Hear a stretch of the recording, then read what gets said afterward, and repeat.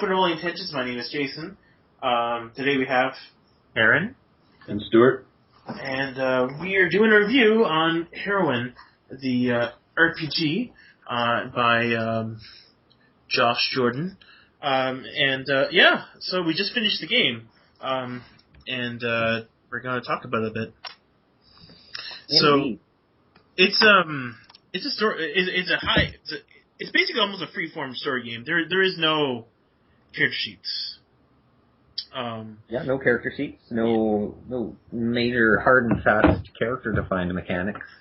No, and it's very much like a very open-ended story because the way that the story is developed is dependent upon, I guess, the introduction.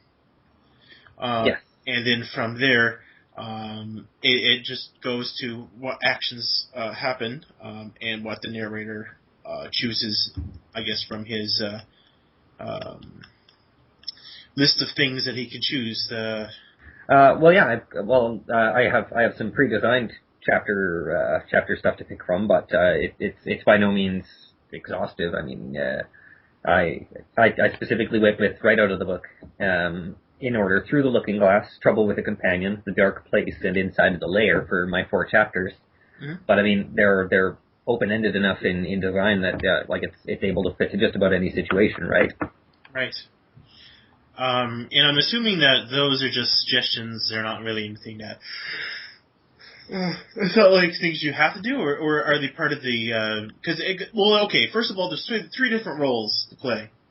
Yes. Player plays as the heroine, who plays it through the entire session.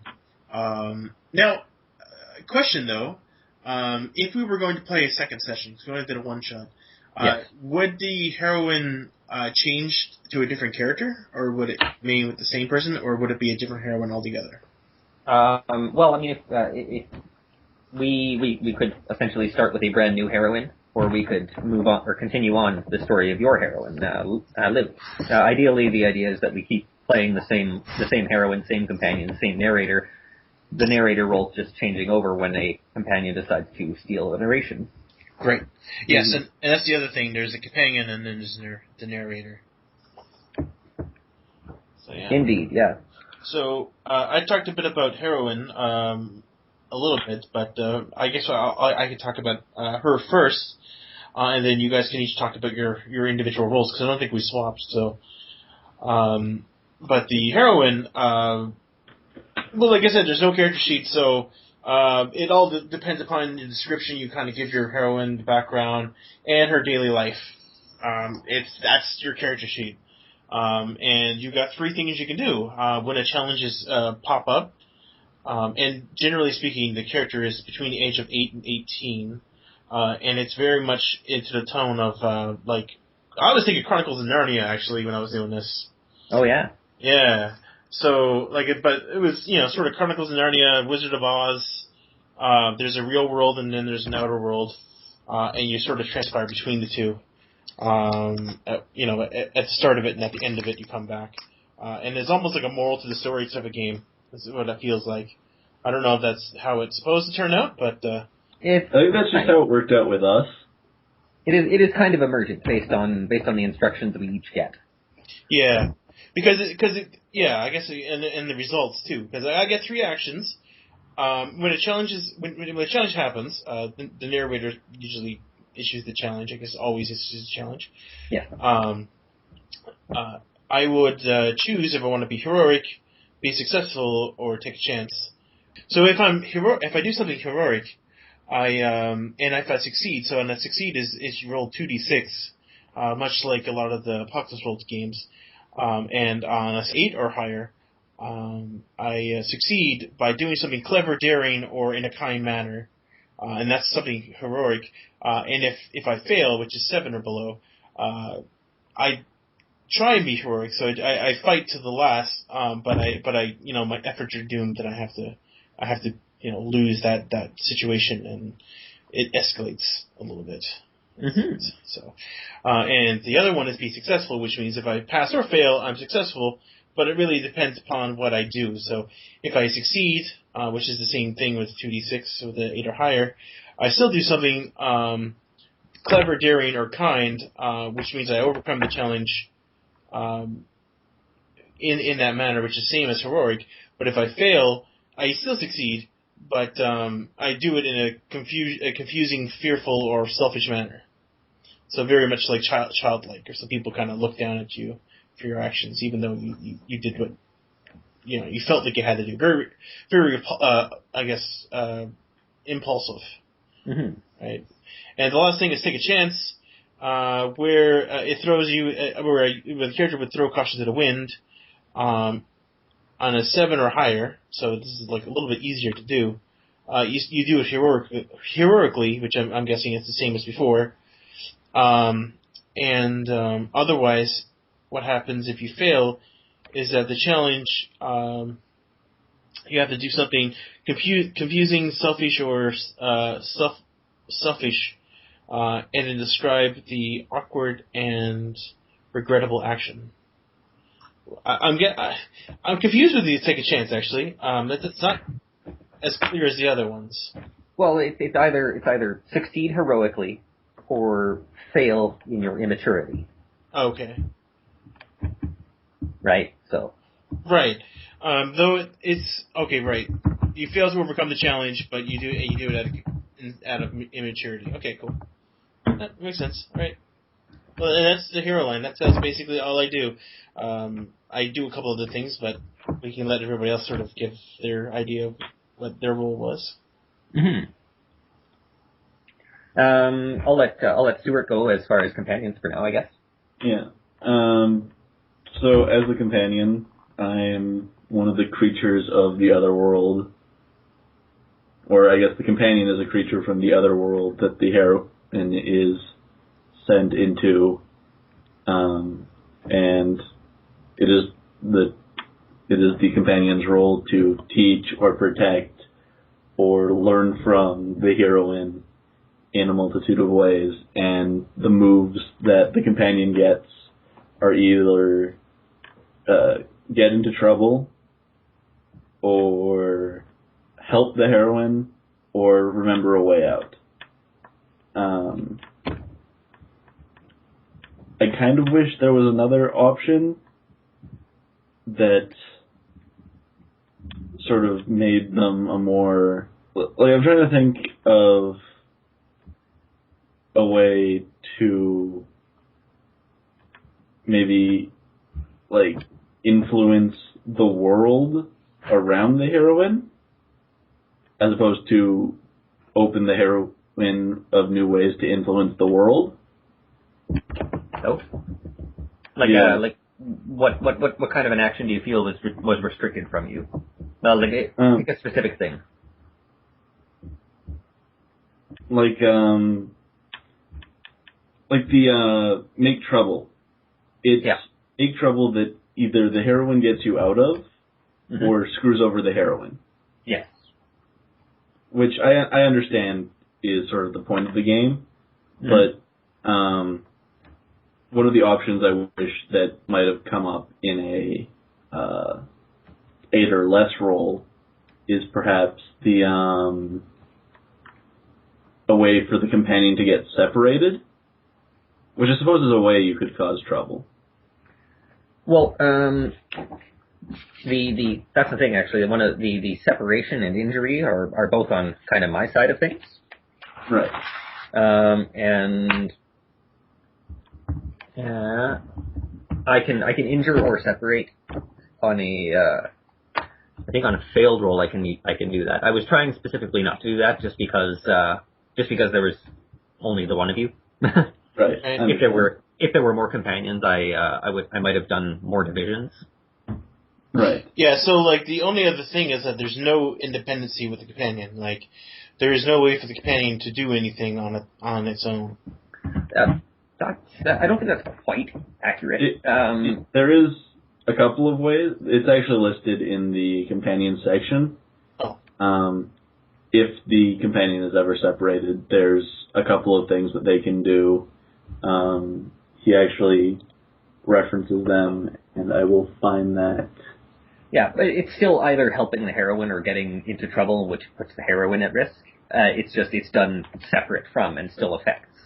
Yeah. And that's kind of what happened in that last scene there when I did end up spending a point to divide, both divide and injure, because I introduced the antagonist. And actually, I'll just get into my role there actually right now. I might as well since I'm discussing it anyway. My role as narrator is to mostly just facilitate, introduce scenes, and close scenes out, as well as display challenges. And so it's all scene framing, and I can spend points to do a number of things, like whenever the heroine fails a roll, or whenever the companion decides to help, I get a point, a drama point. And I can spend those points to injure the heroine or one of her companions, and that's basically just restricting their narrative ability. When I injured you, I said, the bramble scrapes up your arm, and when you try to swing your trowel, you just can't do it worth a damn. Right? So it restricted what you could do.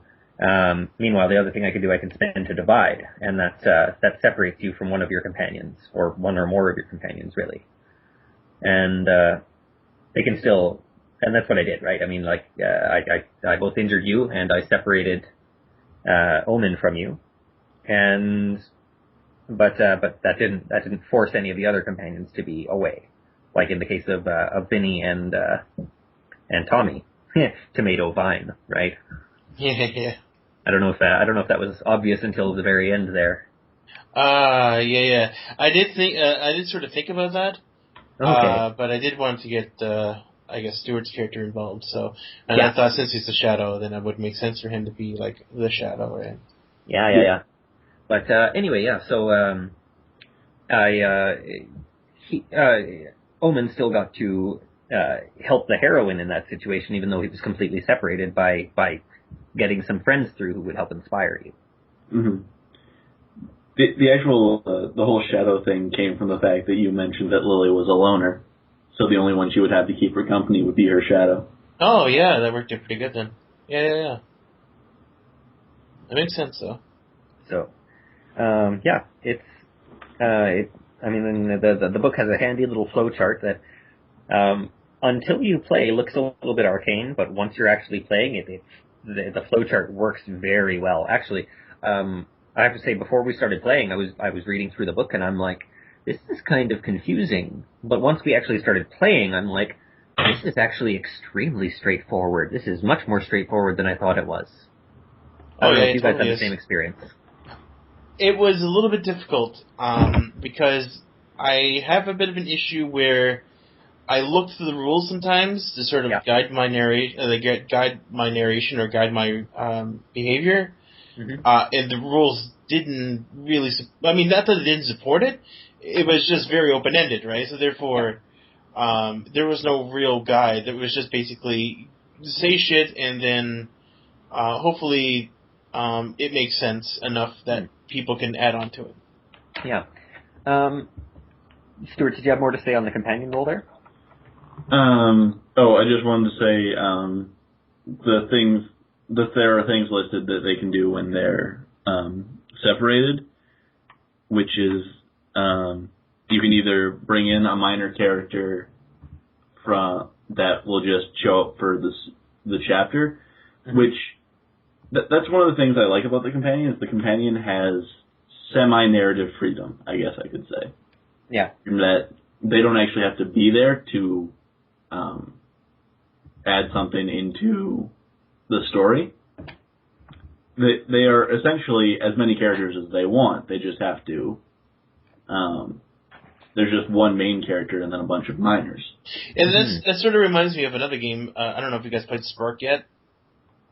I haven't yet, actually. Yeah. I want to. Yeah. Yeah, that game also has a role where if someone's frames a scene and your characters are not in it, you can still play as minor characters if you're not in the scene.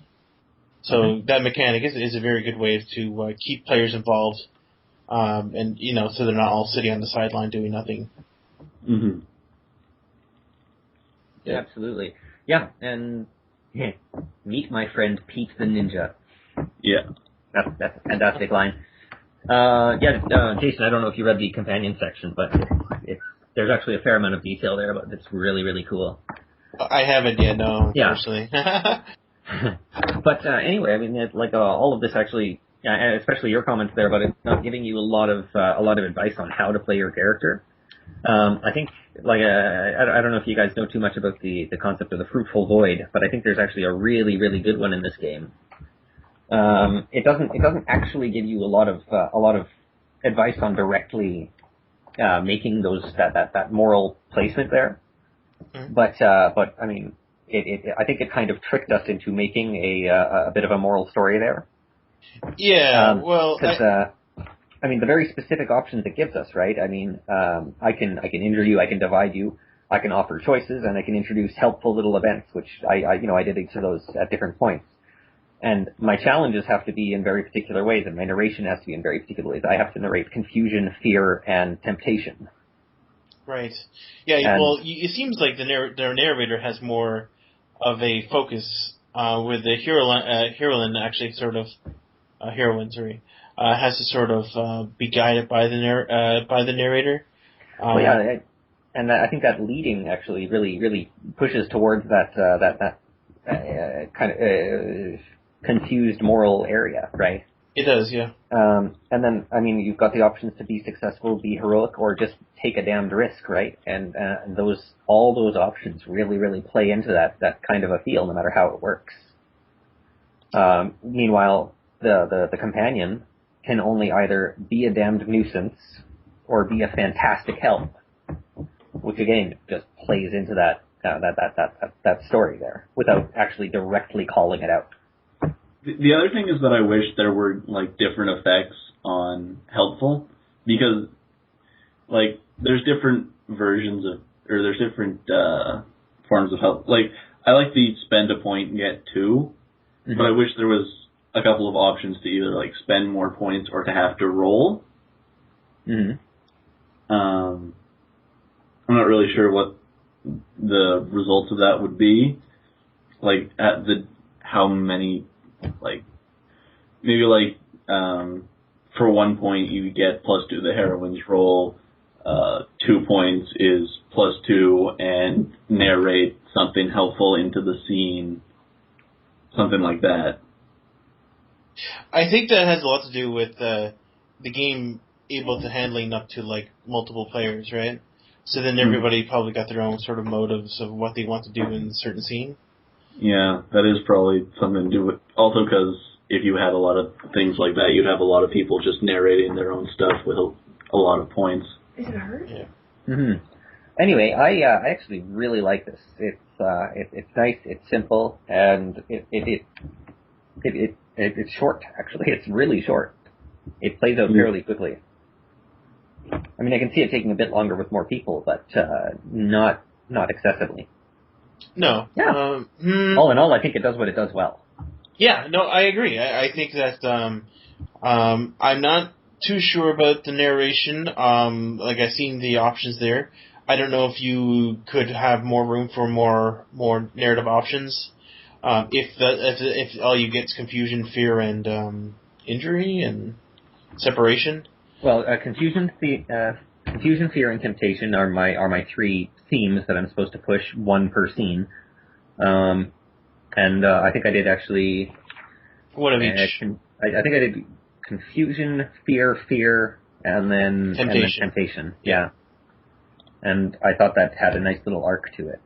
It did, yeah. But yeah, and then otherwise, yeah, it's either offering difficult choices, either between two good things or two bad things, but never a good and a bad thing. And then introducing helpful little events are my free narrative things. It's sort of at the end. To be honest, I don't know if I was overly fulfilled. No. Like I felt like, well, we were. I mean, it all was bound to, like, whatever the final chapter was. Like, I kind of felt like it was going to happen. Like, I was going to see the Shadow King, regardless, right? Like, that was going to happen. And at the end, it was just like, well, I kind of felt a little bit like the real world thing kind of, like, I felt fulfilled when we did the Shadow thing, right? Like, when I defeated the Shadow King, whatever. But the conclusion feels like it just doesn't. I mean, it's great because I know it's supposed to do the whole, like, you know, this is what I could do better, but honestly, I think I could do without it. Oh yeah. I mean, the defeating the Shadow King, returning back to the Earth, probably just doing, or back to the normal world or regular world, and doing a few things, maybe just to run a conclusion. But I feel like it sort of took the ump out a little bit of the victory, I think. Gotcha. Okay, fair enough. What did you think about that, Stuart? I agree. I think that there was, I think it could have been a little bigger, I guess, is the word I'd use to describe it. Yeah. But, yeah, because, like, in the other worlds, you're damn well heroic. I mean, you're obviously, beyond the real world as regards for what you're doing, right? Mm-hmm. And then returning back to the Earth to perform, like, a concluding task. That seems very mundane compared to what you just did. I guess that's it. Yeah, it's a great game though. I had a lot of fun, especially in the outer world parts. That was awesome, and the fact that we came up with all this weird shit did immerse me in the game a little bit, a lot actually, especially in regards for trying to act like a 12-year-old kid. That was kind of difficult for me. All right, well, that's Heroine. Yeah. Cheers. That was shorter than I expected by like a full hour. Oh, really? So you actually expected it to be like much longer? I did. I don't know why. I should have been able to see this time frame coming, but. Well, it does say like 4 to 7 chapters, so technically you could have dragged it on a lot further. I guess.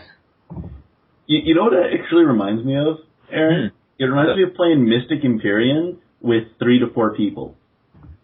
Kinda, yeah. It goes really quickly, but in Mystic Empyrean it's because everyone's rushing in action. Yeah. Where in this game it's you kind of just want to get to the challenge because otherwise you're kind of just jerking off about narration. Well, which is good. I mean, it puts the flavor to the game, but yeah, there's such a thing as too much narration. Yeah, the game does have a specific meat and potato sort of gear towards it, and it definitely is the challenges. That's where it spends most of its time talking about. It's the challenges. Mm-hmm. So that's what the game designer intended to happen. So, but no, I mean, well, Mystic Imperium. I don't know because with Mystic Imperium, I felt like the flow of the game is a lot different. Oh yeah. Yeah, like it. Even though I can see where you're coming from because like all the scenes go really quickly with a small group, but I definitely didn't get the feel of Mystic Imperium in this game. Maybe if you guys swapped the narration. I just meant like the speed. Oh yeah. Not like the elements of the game. I think a lot of games are like that though. The smaller the size, the faster the game seems to progress. I have played a couple of 2-3 person games, either like D&D or I think even Apocalypse World in our group goes with 2, 3, 4 people. Usually takes about 4 or 5 hours. Interesting. I mean, those are games that are tend to be long pace, like long anyways. Like for instance, like Apocalypse World doesn't even really start until like the 5th session or whatever it is. Mm-hmm. So the longer I've never gotten to a 5th session of Apocalypse World. Really? Sorry, I should clear that up. I've played more than 5 sessions of Apocalypse World, just never on the same character or in the same world. Yeah. I imagine when some of the bigger moves come out, stuff starts to change. It gets really big in the 2nd, 3rd sessions. So. Oh, absolutely. Cheers, guys. This was fun. Later.